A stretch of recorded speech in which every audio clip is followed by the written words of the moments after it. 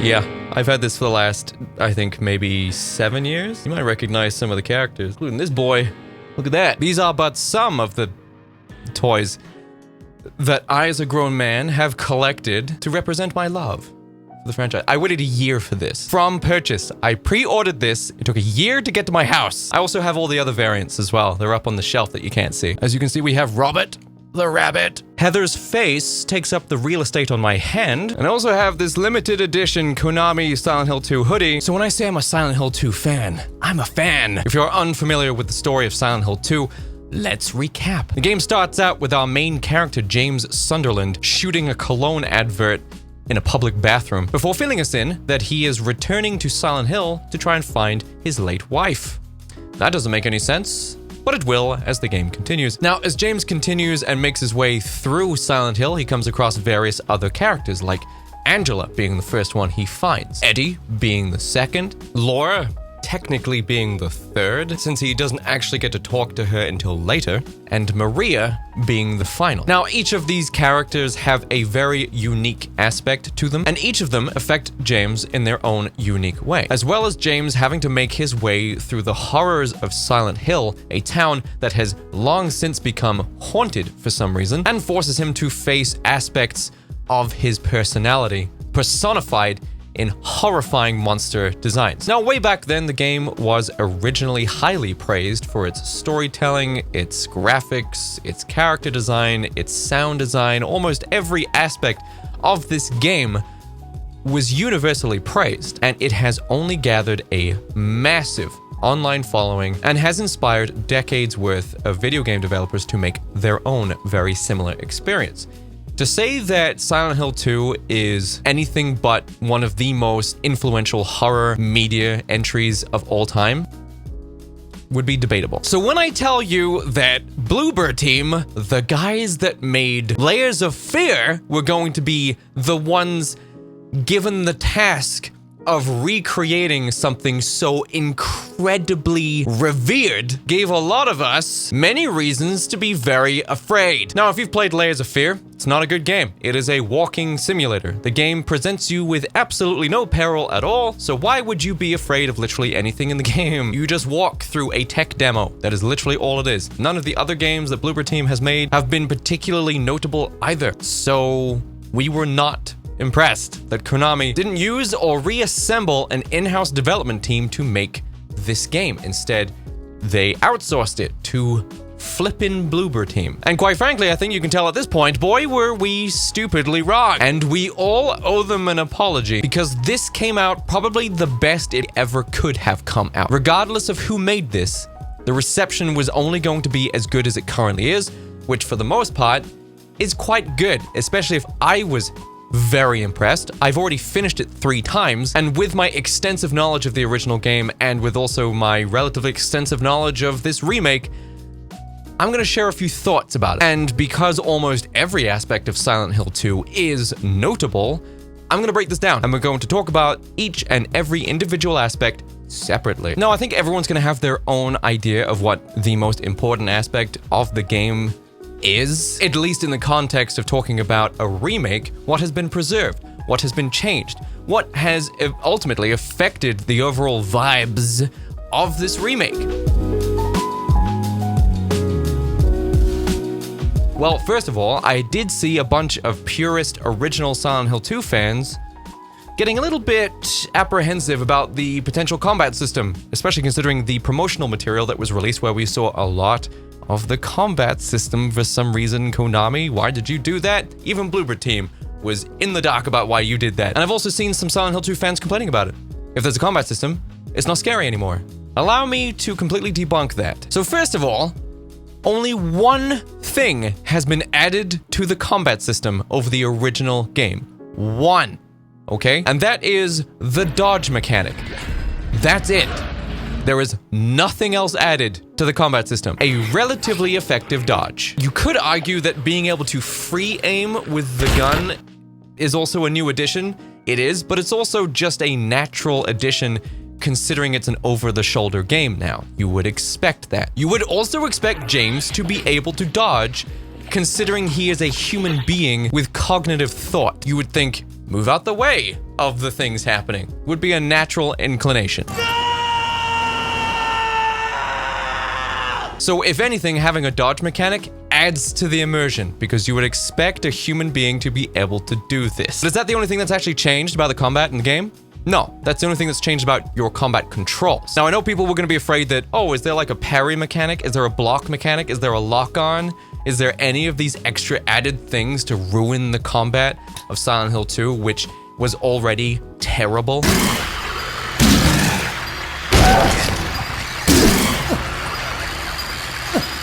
No, literally just dodge. That's it. There is no lock-on, there's nothing. But here's how they actually made combat in Silent Hill 2 better. Because honestly, combat in Silent Hill 2, the original, is nothing remarkable.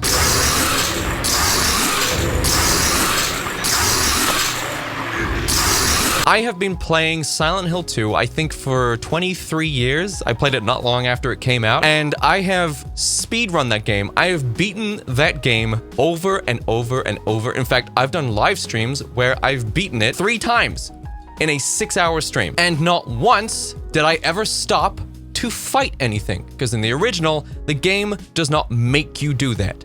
Unless you're in a boss fight. So yeah, all these demons and weird things staggering around and making weird noises are scary and all, but you have absolutely no obligation or requirement to fight any of it, which was one of the 2 things I didn't like about the original game, and I will get into that. But in this game, they fixed that. Yeah. They actually fixed something from the original game. The enemies in this game are far, far more aggressive. Instead of existing in Silent Hill indifferent to his presence like in the original game, in this one, they seem actively annoyed that James is there, that their purpose is to stop him. Their purpose is to hinder his progress. And I like that. It makes Silent Hill feel more like it's made for James, which it is. So to have the monsters now far more interested in stopping James is great. They're more agile, they're more aggressive, they're more oppressive, and they're more numerous. And all you've been given is a dodge mechanic, which means the combat system is now something formidable, something to be actually acknowledged, and is now more terrifying than the original combat system was. Because now you have to fight. You have to. And you have to utilize what little tools you have to make sure you don't die. Now, like I said, the dodge is effective. It had to be. It was the only addition to this version of the game. And if you can properly utilize and properly read the telegraphs presented by the enemies, you can get around pretty well with the dodge mechanic, but you will still find yourself being smacked in the back of the head by the mannequin demons who pop up out of nowhere.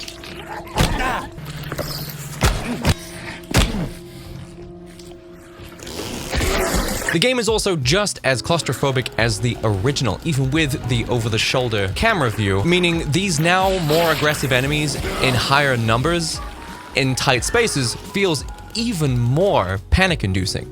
It's better. You're not some unstoppable killing machine. You can still definitely lose if you're locked between several enemies who are attacking you in sequence, if you're not careful. Now, the game almost features all of the enemies from the previous game, and I'm gonna get into that later. But returning in this game, you have Mannequin Demon, you've got the Lying Figure or Patient Demon, you've got the unforgettable voluptuous nurses, you still have the goddamn bugs, and you also still have the Mandarins, and I'm gonna talk about them a little bit more because, quite frankly, the biggest change has been made to them. The Mandarins, while being almost entirely impotent in the original game, have now been completely updated to be far more formidable. They now have a screeching attack to stop James in his tracks, and their tendrils, their tentacle thing that they shoot out of their hands, now comes out of their face and has far better reach. They're also far more frequent in this game as well. So get busy learning how to fight them or get busy dying. To keep the concept of 4 enemy types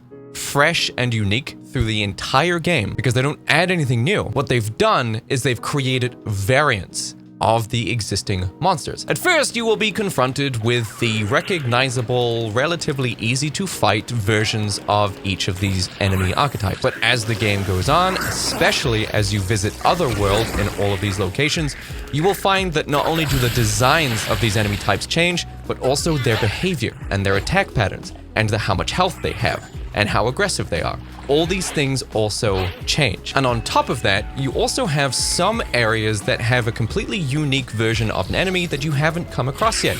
It might still be the mannequin demon, but now it's acting differently. And this honestly keeps the combat and keeps the enemy interaction unique, because you don't know what version you're going to come across, and it forces you to change your combat style based on who you're fighting. And trust me when I say that the otherworld variants of all of these monsters are far more formidable than their Mistworld variants. Some of them will damage you upon dying if you're too close. Some of them drop down on your head and skitter along the walls like spiders, like aggressive spiders. Some of them will have much higher health and will attack you more frequently with longer combos, with more deadly weapons. And I don't know about you, but me, as a massive Silent Hill 2 fan, always really appreciated the uneasiness of the liminal horror that is Silent Hill and the environment design, which I will get into. But the very basic fear of dying, the fear of being killed by a vicious animal, was always relatively absent from the original game. But that level of fear, that primal fear, is present in this one, because now you feel like it's kill or be killed, and if you're playing in higher difficulties, you might find yourself having to fight for your life quite frequently, which is nice. Breaks up the monotony of gathering items and solving puzzles and opening doors and running around the streets. It adds a new level of fear that was not present in the original game.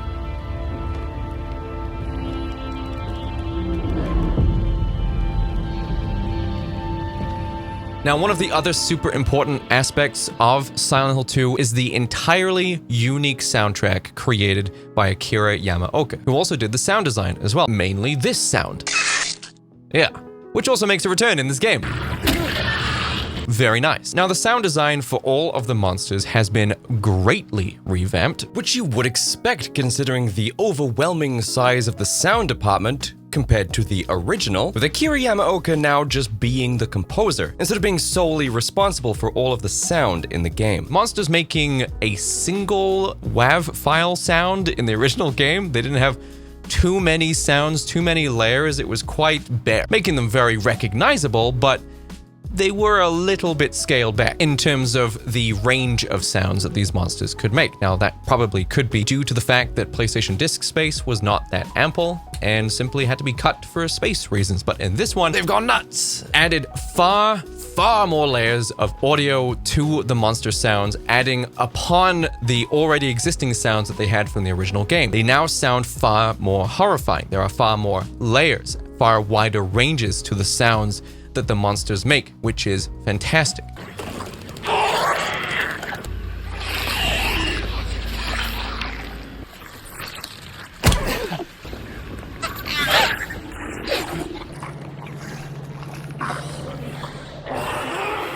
And it's not just the monster sounds that have been updated either. No, the environment has also been revamped to have its own level of sound design relative to where James is actually standing. Now, if you're out in the open, it's just ambient. But if you go near some of the blocked off tunnels or some of the metal structures in the game, you can hear them creaking. You can hear the wind whistling through tunnels that you can't get to simply by standing next to them.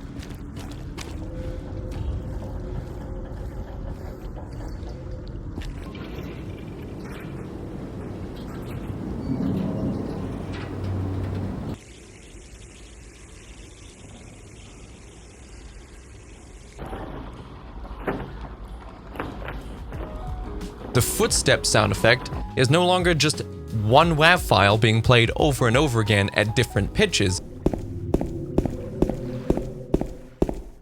Now there's obviously hundreds of footstep sound effects added to make it sound more believable. That was one of the things that was infamous about the original Konami and Capcom games, is that it was just one footstep sound over and over again. Okay, yeah, the monsters' sound effects are great. Yeah, whatever. And the sound effects have been updated. Yeah, good. Right. But what about the music? What about the iconic music that is as much a character in the game as characters in the game? Well, I can honestly tell you that the music is exactly where it was originally.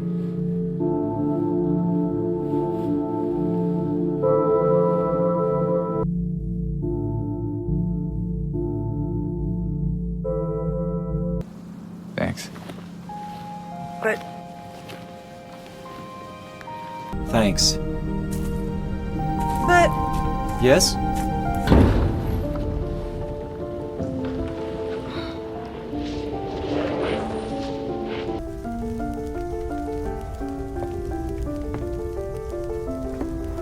But now it's been recomposed and updated, and slight differences have been added to the pre-existing soundtracks. There have been slight updates and slight additions to some of the ambient soundtracks used when you're in interior levels, like Woodside Apartments, or Blue Creek, or Brookhaven, or the Toluca Prison. There have been things added, more ambient sounds added to create separation between the different areas and the different levels of suspense that you have depending on where you are.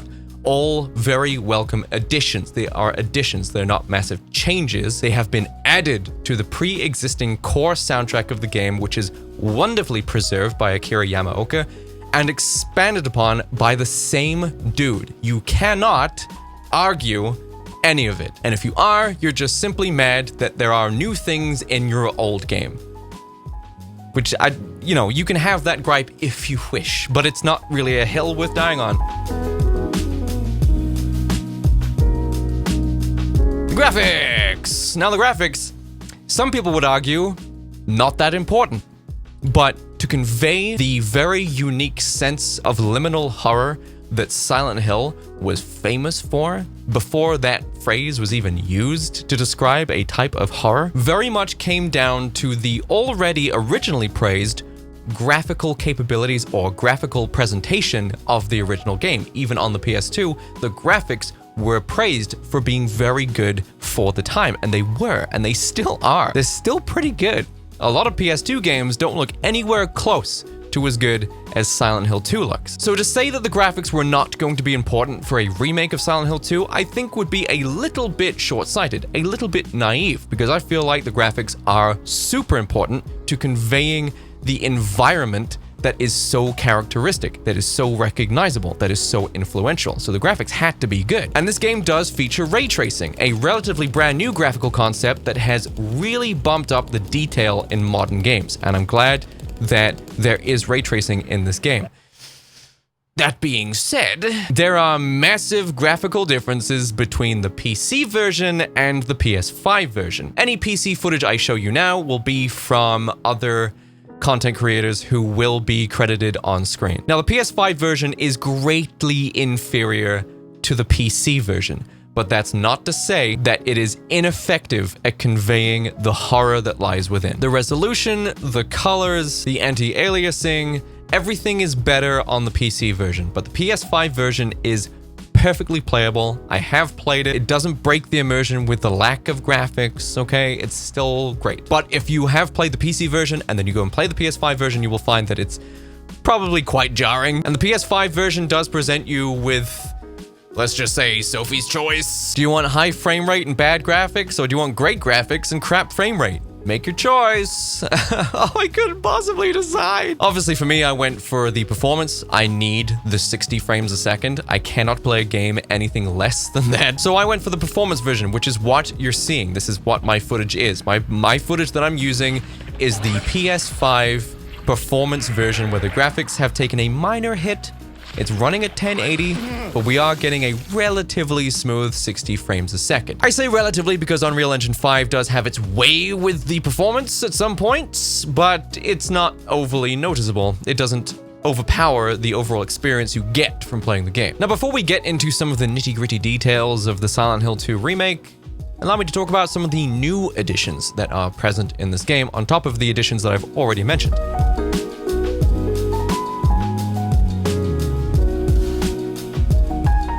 Now, the game has been beautifully recreated.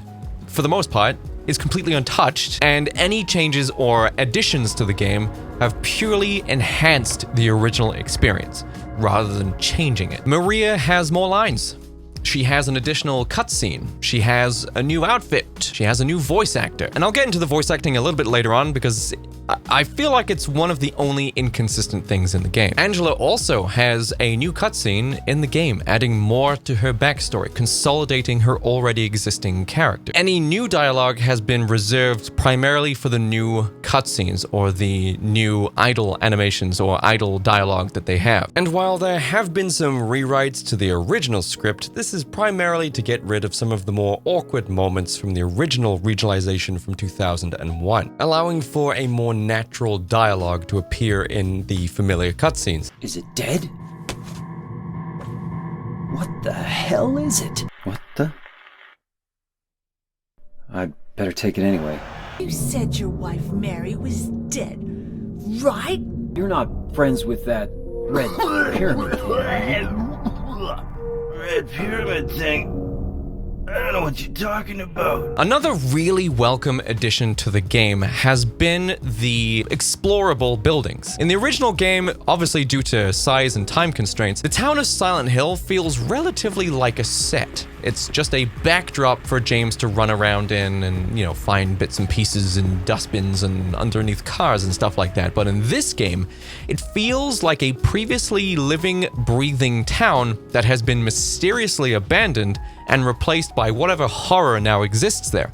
Meaning you can now go into restaurants and stores that you weren't able to go into in the original game, adding more depth, more life, more explorability to the existing experience. It feels more like an actual authentic town than the original town did. And on top of the game allowing this to be an optional thing that you do as a player, where you can go into extra buildings that the main story would not force you to go into for any reason, there are actual missions and there are actual quests and side quests you can do that do take you through these buildings. But the mainline game does show you that there are now new interiors to explore by making one of the first puzzles and one of the first quests, I guess, an exercise in exploring previously unexplorable buildings.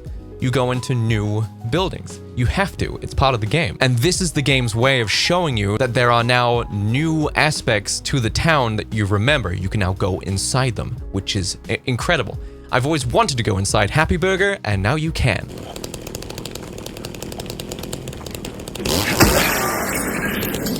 And to add to this sense of previously living and breathing town, this authentic feeling of Silent Hill being a previously inhabited town, there are now more memos and notes to be found. And these memos and notes add more context, more backstory to what the town was prior to becoming what it is now, what the denizens were up to while James was living it up with his wife, wherever the hell they were, probably Washington or Oregon, based on the tree line. But also gives you glimpses into previous victims of Silent Hill, with scribblings and scrawlings from people who quite clearly did not survive their visit to Silent Hill. There's also notes and information to provide the player with potential proof for the loop theory. Now, I'm not going to go into the loop theory for Silent Hill 2 here, but look it up. It's actually quite interesting. And some of the stuff in the Silent Hill 2 remake definitely does hint towards that being the case. Now, some of the biggest and most notable changes to the game have been made to the 4 main interior levels,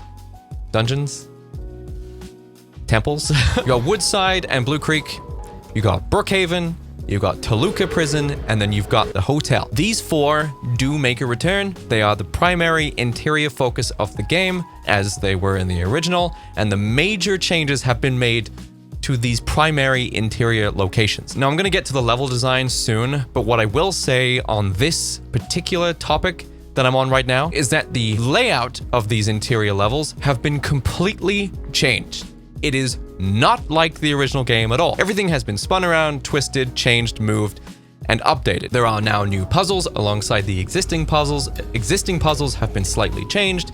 New puzzles exist in new and different parts of this pre-existing level from the original game. And I, for one, can honestly say that I am super-duper glad that they have changed the layout. If you're anything like me, then you can speedrun Silent Hill 2 in about an hour and a half to 2 hours. It's not a long game. In fact, you can probably do it faster than that. So by changing the layout entirely hinders veteran players from breezing through the levels and not getting the full experience. This contributes towards the thing we've all wanted as Silent Hill 2 fans, which is to experience the game again for the first time. This does that. It's very familiar. It's like, this is what Woodside looked like. This is what Blue Creek looks like. Brookhaven looked like this in the original game, but this is slightly different. You get to re-explore these incredibly familiar locations for the first time all over again. A remake could have just been a remake, a prettier version of the same path you've always walked. But what they've done is way better than that. They've allowed veteran players to experience Silent Hill 2 as if it's the first time, other than knowing what the storyline is, because that is completely untouched. I know we live in the age of DEI and all of these other consultancy companies, but the storyline and most of the character designs have been completely untouched. It is unmarred by developers insisting on trying to find the modern audience. In fact, quite the contrary. The game has insisted on marketing itself to previous fans of the game. And if you don't believe me, there are these wonderful little things that I deeply appreciated called Glimpses of the Past. Glimpses of the Past are relatively harder to find, I guess all of them. Relics and remnants of what existed in the previous game that have since been changed. For example, if there is a key item that you no longer need to use in this game, they will leave it in the remake for you to observe. Kind of like this. Or if in the original game you had to go down a certain track or road or door, or if you had to go somewhere to get something, but in this game they've changed it, they will actually leave the original in there for you to observe, as if to say, do you remember this? Wasn't that great? And those are there for literally nobody else but fans of the original game like myself, who will instantly recognize them. If you're playing this for the first time, you'll be like, why is it showing me this? What reference, what relevance does this have to anything? But if you're a massive Silent Hill 2 fan, it's there for you. To have something in the game purely and only for fans of the original is commendable. It's made for fans. And you can tell the Bloober team, the guys that made it, were also super big fans of the original game as well. It was made by fans, for fans, and that's proof. Now to get deeper into the level layout, out of the 4 main interior levels, Toluca Prison has had the biggest overhaul. And if you're a big Silent Hill fan like myself, this will be actually a massive relief for you. This will be actually super exciting, because Toluca Prison was always the shortest interior section from the original game. In fact, you can pretty much do Toluca Prison in about 5 minutes. I can't remember how long it took me, but here's me running it. You collect the horseshoe, the wax, the lighter, the rifle, you go to the hatch, you use those 3 key items on the hatch, you open the hatch, you jump in. That's the prison. It's done. That's it. Now, people can argue that the labyrinth beneath is also part of the prison, but I don't think so. I guess then you could argue that there are 5 main interior levels, but it doesn't really feel the same as the other ones. Toluca Prison has been completely overhauled with brand new puzzles and items and locations added that feel super authentic to the original vibe of the game. Almost all of Toluca Prison is courtesy of Bloober Team.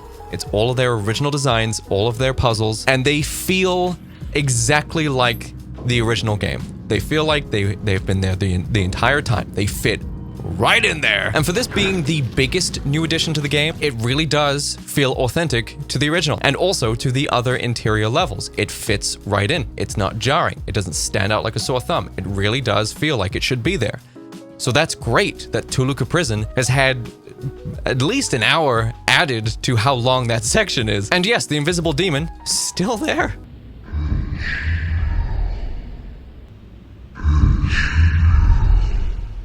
How cool is that? Now I'm going to talk about the level design. And as I just mentioned, almost all the layouts have been completely changed around while maintaining a lot of the similar vibes that were in the original game, other than Toluca Prison, which has been completely reinvented. Now, Woodside and Blue Creek do still operate over 3 floors, much like the original game. But the addition is there is now an otherworld version, or a nightmare version, of Blue Creek, which, if you remember from the original game, there wasn't one. Now, you could argue that the Blue Creek section was the nightmare version of the apartments levels, but if anything, it just looks like Blue Creek was a little more rundown than Woodside. But in this one, it is unmistakable that Blue Creek is in the other world. It is the nightmare version of the apartments level. You know, with blood and rust and barbed wire and all sorts of crazy stuff, and the enemies shifting to their other world variants and their other world behaviors. And this is a very welcome addition. The coin puzzle also does make a reappearance here, but now there are added layers to it. It's not just the singular layer like it was from the original game. Now there are I think maybe 3 or 4 layers to it. Every time you solve the layout for the coins, the poem changes and you need to rearrange the coins to match the new poem. And I thought, what a fantastic addition to a very recognizable puzzle from the original game. Kept it fresh, allowing veteran players to re-experience the coin puzzle all over again, because the extra poems that have been added are different. And now the coins have 2 sides. Isn't that great? Everyone thought that this game was going to be easier. Oh, we need to make the puzzle super simple. Put yellow paint all over everything. Have idle dialogue where the character explains how to solve a puzzle. What about freezing the geyser under the wheel? Maybe. Hey, looks like you stopped the water flow in that trough. There's a brazier to the left of the chest. Maybe you can light it? There should be a way to turn the wheel, no? None of that is here. None of that is present. Now, there are indicators of where you can go, courtesy of white sheets located in strategic areas, but they're not super jarring or noticeable, and they fit right in with the environment. And also, all the puzzles are just as hard as they used to be, and in some cases, they're even harder. If you're like me, where you're playing Silent Hill 2 for the cognitive aspect, where you like to solve difficult riddles and difficult puzzles, and you always play on hard mode, which I do, there is plenty of puzzles to get your teeth into, and very few of them can be solved with knowledge of the prior game.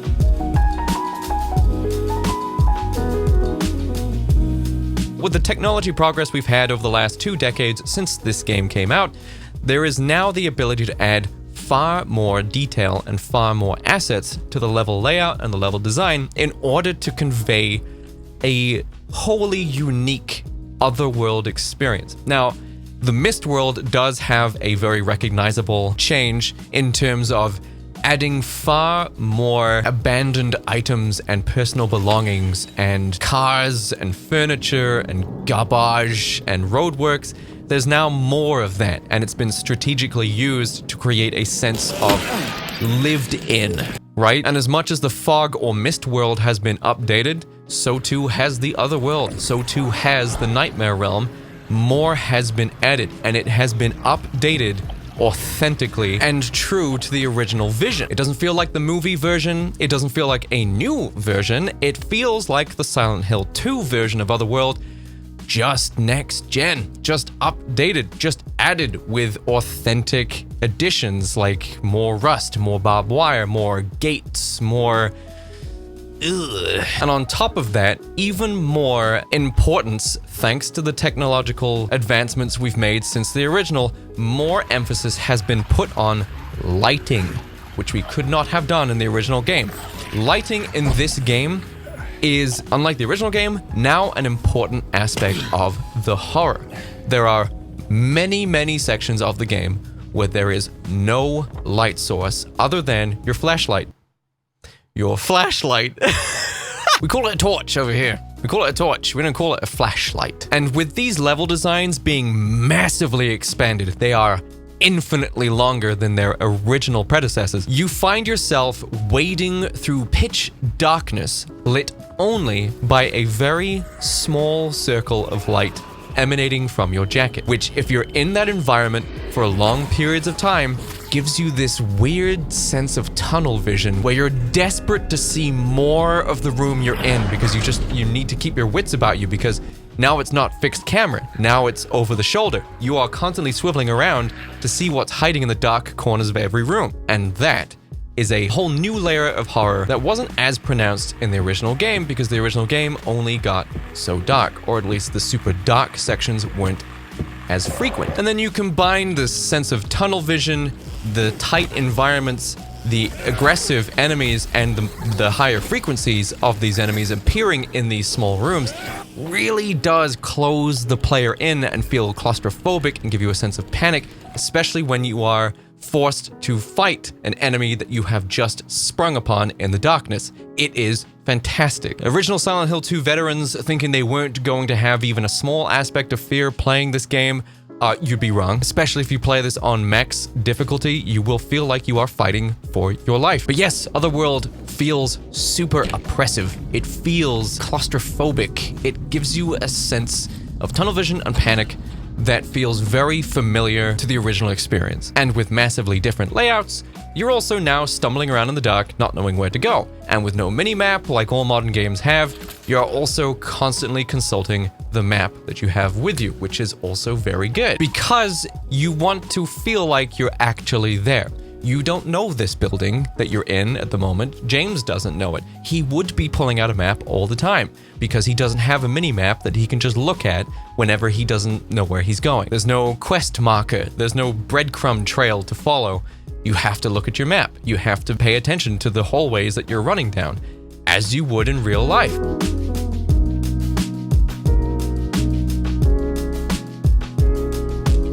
Now let's talk about the characters.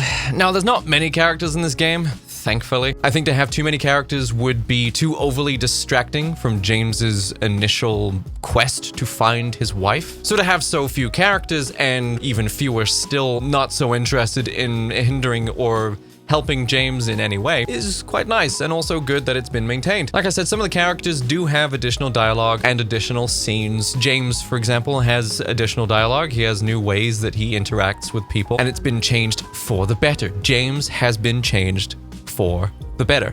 One of my original gripes from the original game, yes, I do have issues with the original game. I'm not like a blind fanboy. I do have my own opinions on these things. One of my issues with the original game is that James is not a relatable character, in the sense that he doesn't really have any emotions. He doesn't react to anything that's happening to him. Now, you could argue that that's part of his character, that's who he's meant to be, but I do feel like the far more emotionally readable version of James, the more soft-spoken, empathetic character that we see in the remake, is a far more relatable character to get behind, to experience the horror by proxy through. In fact, his new character that we see in the remake is far more endearing. You really do root for the guy, you feel sorry for the guy. And if you're playing this game for the first time, a lot of the plot twists will also, I think, shock you a little bit more, because you're now more invested in James as a character.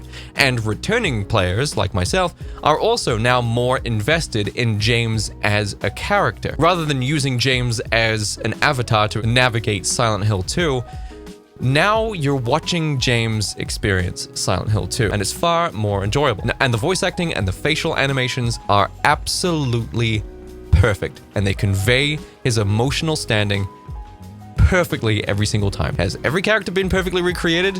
No, they haven't. And some have. Also to a fault, actually. So let's talk about Maria real quick. Not that she's the second character we come across, but I just want to talk about this real quick. I think she looks fine. She is older, but James is also older. And in this house, we love MILFs. So I have no issue with Maria being slightly older. Still digging that. I have no problem with the outfit, because you can still imagine how good she would look without the jacket on in that tight black dress. These aspects are important. These aren't just me being a pervert. These are aspects of Maria that are notable and also symbolic and characteristic of her. I like the new design. To be honest, it doesn't bother me at all. She is an attractive older woman that looks exactly like James's older wife. What does bother me about Maria, though, is the voice acting. I thought the original Maria voice actor was fantastic. I thought she was brilliant. She conveyed seduction very well.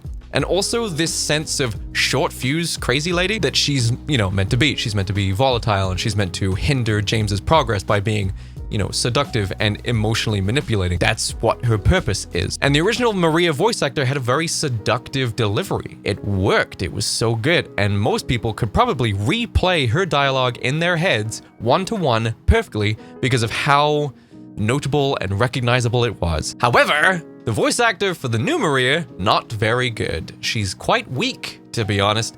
I'm not getting that same sense of seduction, that warmth, that sultry vibe that you got from the original Maria. The voice actor in this one feels quite weak, pretty cold. It's not a believable performance at all. Do I look like your girlfriend? Do I look like your girlfriend? No, my late wife. See? Warm. Sorry, See? Feel how warm I am? You're really not Mary. And for me, that's one of the biggest downsides to the Maria character. Other than that, she's been preserved very well, but the voice acting really does fall flat. And on the opposite end of the spectrum, let's talk about Angela real quick. Now, what happened to this character model? I don't know. Considering the original actress looks like this, and they did this. Me too.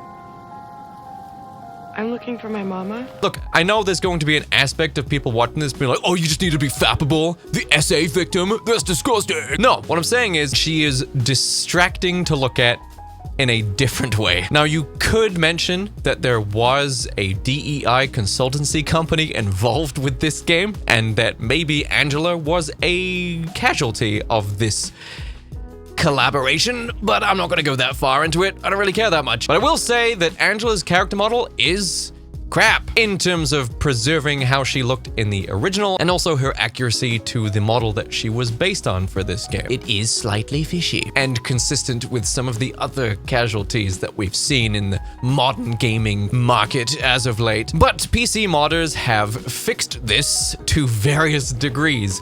But what I want to talk about that saves Angela as a character is not only the script, the writing, but also the voice acting. Angela's voice acting is superb. It is very good. The voice acting, I feel, pretty much saves the character. I love it. It's so good. Now, the last character I do want to talk about, one of the other human characters in the game, obviously is the only other human character in the game, except for Laura, who I always forget about. Which I have done. And that's Eddie. Eddie has been almost one-to-one recreated from the original game, to a fault. Now, Eddie has no additional dialogue, no additional cutscenes, and no additional background to his character. It is exactly the way it was in the original game. Why Angela and Maria got extra cutscenes and extra backstory and Eddie didn't is up for debate. How that happened, why that happened, I have my suspicions. But one of my biggest gripes with Eddie and how he's been recreated, or I guess perfectly preserved from the original game, is the way he's dressed. He has bright blue eyes, blonde hair, and dressed like a 5-year-old. It is like a giant grown man dressed like a young boy. And in the context of this game, the next-gen graphics, and all the other characters in the game who got slightly updated outfits, Eddie's outfit, I feel like, would have really benefited from being slightly changed. They could have preserved the color scheme, but just change how it looks, because he looks like a man baby. Maybe that could be attributed to his character, but I think it looks weird. It definitely did not translate well from the original game, and honestly, I think it would have benefited from being made slightly more mature looking. Now, Laura's character, the reason why I keep forgetting her is because primarily she has been completely unchanged as well. So I do like the character model, and is a massive improvement over the original Laura that was in Silent Hill 2, because depicting children is hard. In fact, The Witcher 3 still couldn't do it. So I do like the attention to detail to making Laura actually feel more like a little girl. But Laura's great and definitely serves the same purpose in the game as she did in the original.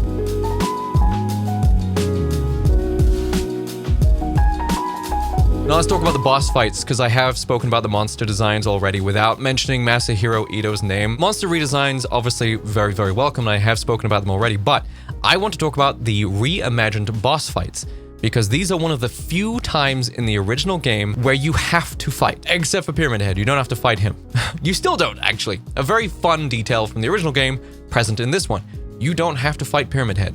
You can just run around the room, and he will eventually off. Which is great. I'm glad they left that in. But the original game only makes you fight very, very infrequently, and it's only the bosses that you have to fight. And oh boy, let's talk about the bosses. So the boss fights in the original game, extremely underwhelming, especially if you're well equipped for it, which you usually are, because fighting in the original game is not a requirement, so you usually have tons of ammo for the really strong guns, which are all the same, by the way. There are no new additions to the weapons lineup that you find in the game, but the boss fights have been completely revamped, and by no means the least of which is the Abstract Daddy, who most likely got the biggest overhaul in the boss fight department. Now, arguably one of the least impactful boss fights from the original game is most likely the Abstract Daddy. It's a very small room, it's over very quickly, and it's not that notable, really, other than just allowing Angela to have another cutscene to convey her character. But in this one, we actually get to share in Angela's first-hand experience of the trauma that she got at the hands of her father. Now, if anyone has any experience with a less than docile father growing up, not that it was abusive, but I grew up in the 90s. Abstract Daddy makes this thunderous, roaring noise from moving around the level that you fight him in.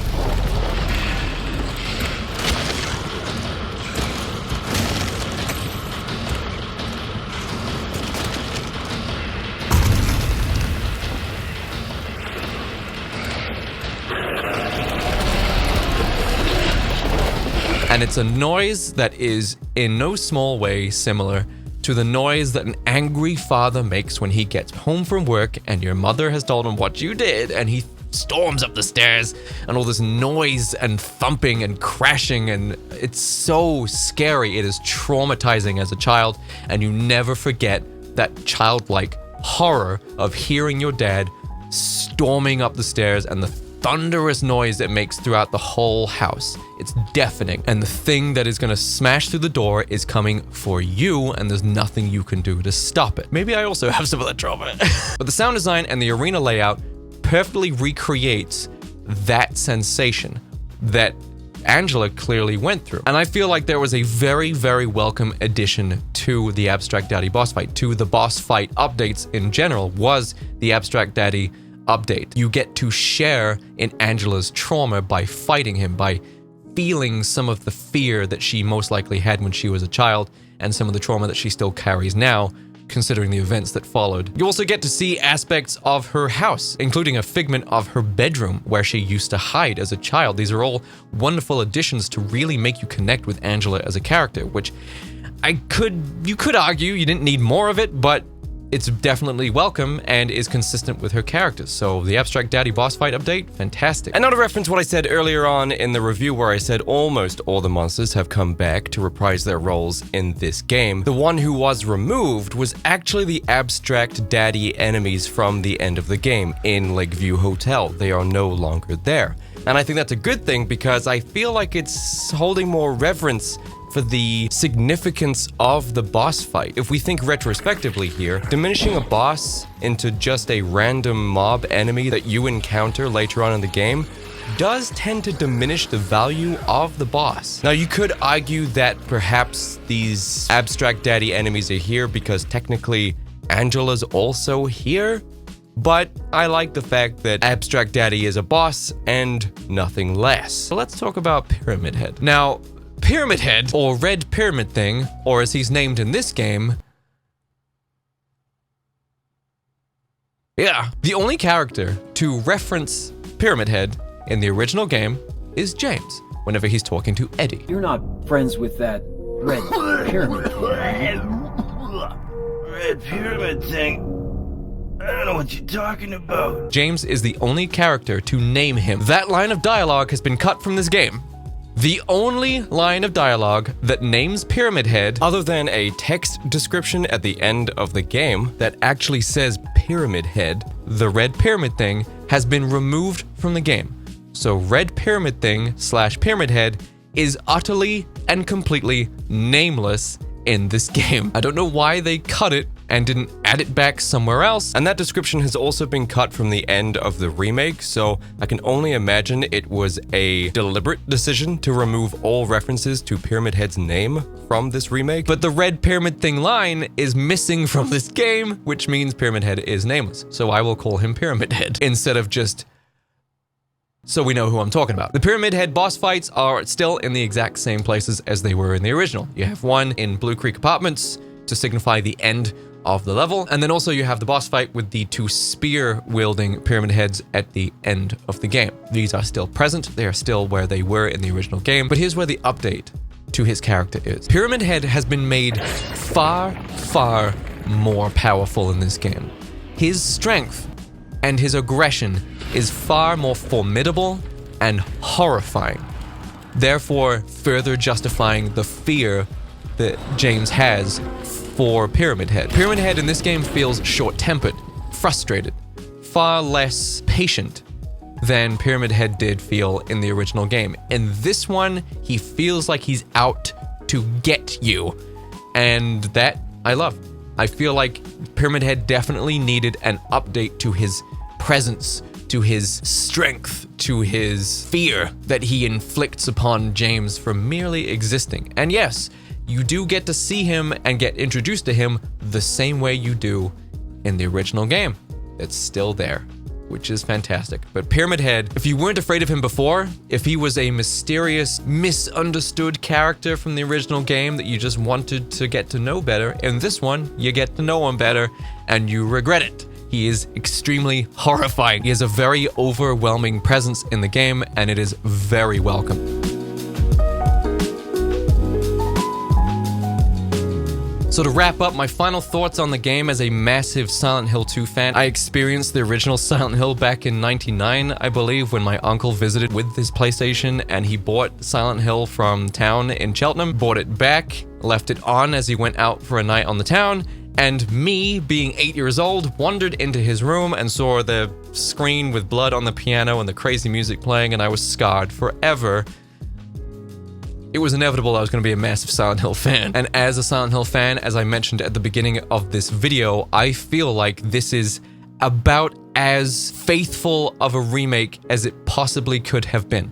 Everybody, including myself, felt nothing but dread and resentment that Konami were going to be recreating Silent Hill 2 by outsourcing it to a development company that none of us had any faith in, and it's been a very turbulent couple of years since the announcement, and I could honestly say we all owe Bloober Team an apology, because they did about as good as anybody could have.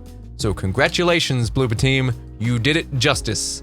It could not have been much better, and any changes that need to have been made are purely superficial or cosmetic and have been fixed by the PC modding community. Every single aspect, every level, every enemy, every cutscene, every line of dialogue, every ambient sound, every level design, every puzzle feels authentic to the original game. It is familiar. It is as you remember it being. But this remake does the impossible and allows veteran Silent Hill 2 players, veteran Silent Hill fans, to do what they've always wished they could, which is play Silent Hill 2 for the very first time all over again.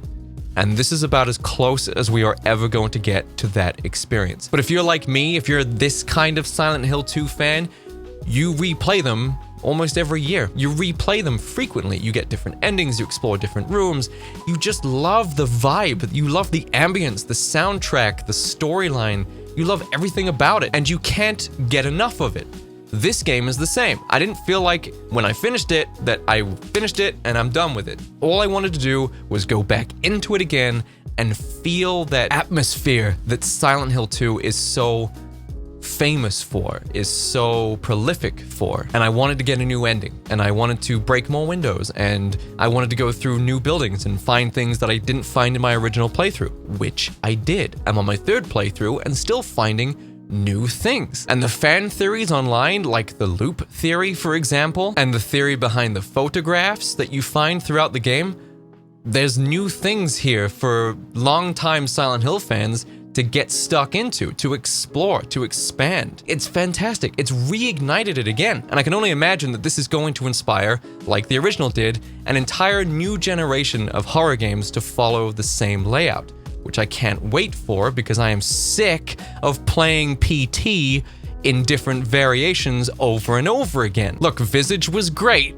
but it's just PT. There have been millions of PT clone horror games made, and I'm sick to death of them. So hopefully this can inspire a whole new trend of horror games, and I can't wait for it. And I sincerely suggest that whether it's PC or PS5, that you play it, because you will enjoy it. I've been Jake Monroe. Thank you for stopping by and checking out my channel, and I post every Monday horror movie reviews and horror video game reviews now, apparently. So I will see you next time. Thank you so much. Later, everybody.